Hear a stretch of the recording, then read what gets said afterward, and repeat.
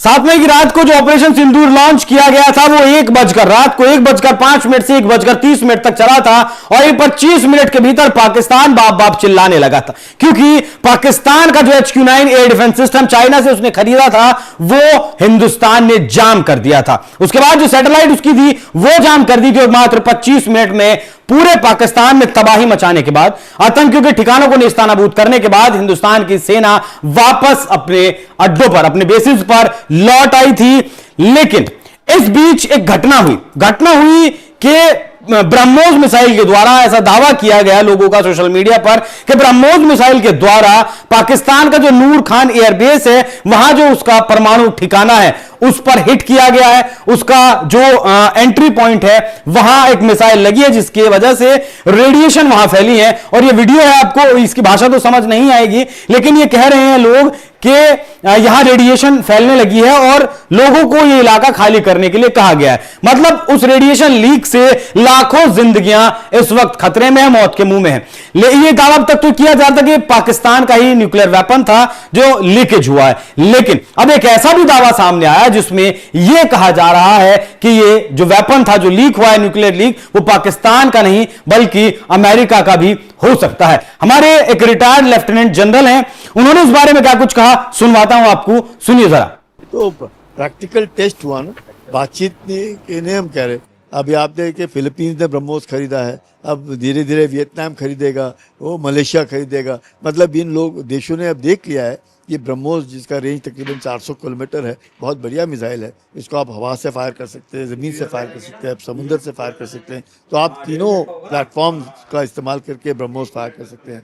हमने देखा कि उसके बाद जो 11 एयरफील्ड बर्बाद हुए वो भी ब्रह्मोस अपना solid missile fire, cruise missile जो उनके फायर करने से हुए।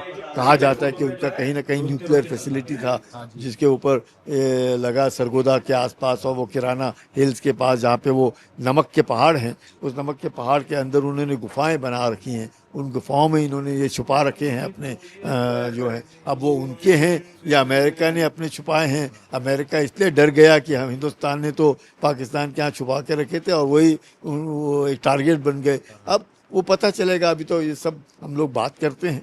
बता जा रहे कुछ लीक हो रहा है उसमें से, अब वो भी हम लोग बातें कर रहे हैं। कोई कह रहे रेडिएशन लीक हो गया, मतलब 2-4 आदमी घायल हो गए, और मतलब ये सब अभी बातें हो रही हैं। अब इनके ऊपर हम लोग विश्वास करना बहुत कठिन है, लेकिन वो कहते हैं दे कांट बी फायर, कहीं तो धुआं है तभी तो आग लग रही है, तो इसमें कोई शक नहीं है। तो ये जो चीज़ें होती हैं ये बहुत ज़रूरी है कि हम लोगों ने यकीन करना है कि भारत आत्मनिर्भर, भारत अपना ही जो इक्विपमेंट है वो खुद बनाए। और जिस प्रकार से तुरंत अभी कल या परसों अपने रक्षा मंत्री ने और उत्तर प्रदेश के चीफ मिनिस्टर ने मिलकर के ब्रह्मोस की फैक्ट्री का तो आपने सुना lieutenant general, retired lieutenant general Sanjay Kulkarni को, जो फिलहाल डिफेंस एक्सपर्ट का भी काम करते हैं। इन्होंने दावा किया है कि जो न्यूक्लियर लीक हुआ है वो हो सकता है कि पाकिस्तान नहीं बल्कि अमेरिका को। ये जो तस्वीर आप देख रहे हैं ये वो तस्वीर है, इसके बारे में कहा जाता है कि यहां भारत का अटैक हुआ, भारत की मिसाइल ने यहां हिट किया और ये जो जगह, ये जो पिन पॉइंट है, ये एंट्रेंस है उस गुफा का जहां पर ये परमाणु हथियार रखा हुआ है और यहीं पर वो बॉम्ब लगा है।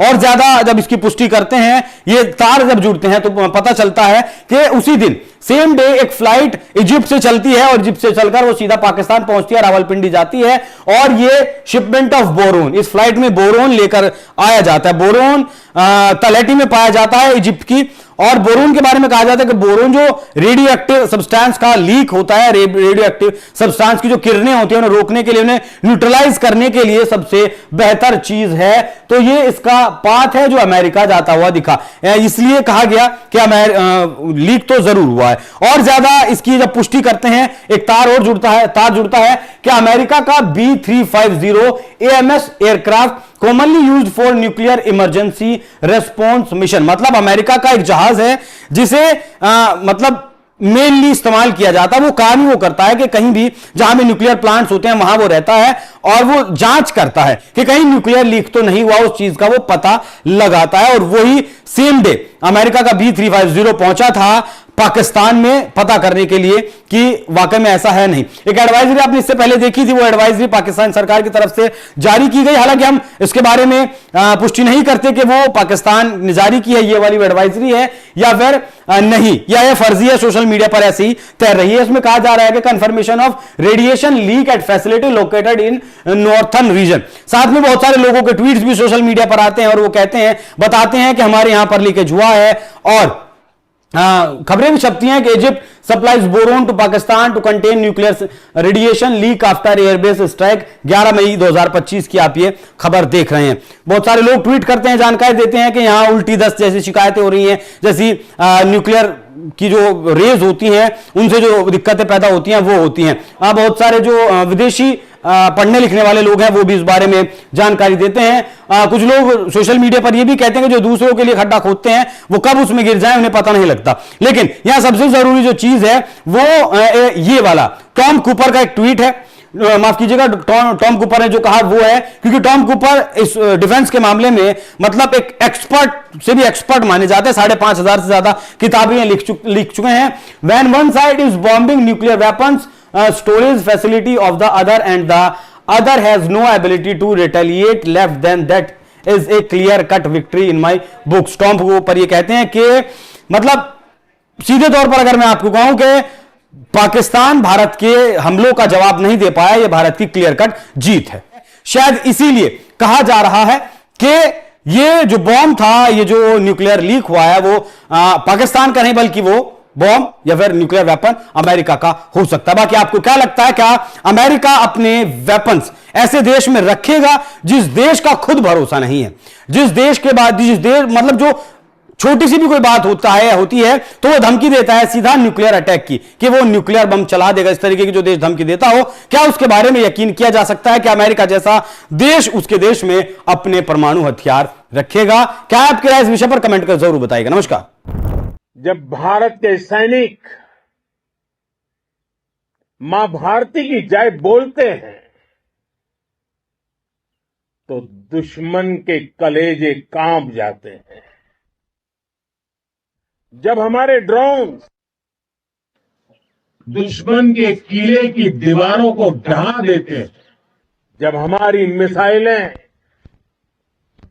सनसनाती हुई निशाने पर पहुंचती हैं तो दुश्मन को सुनाई देता है भारत माता। जब हम सूरज उगा देते हैं तो दुश्मन को दिखाई देता है भारत माता की जय। जब हमारी फौजें न्यूक्लियर ब्लैकमेल की धमकी की हवा निकाल देती है तो आकाश से पाताल तक एक ही बात गूंजती है, भारत माता की जय।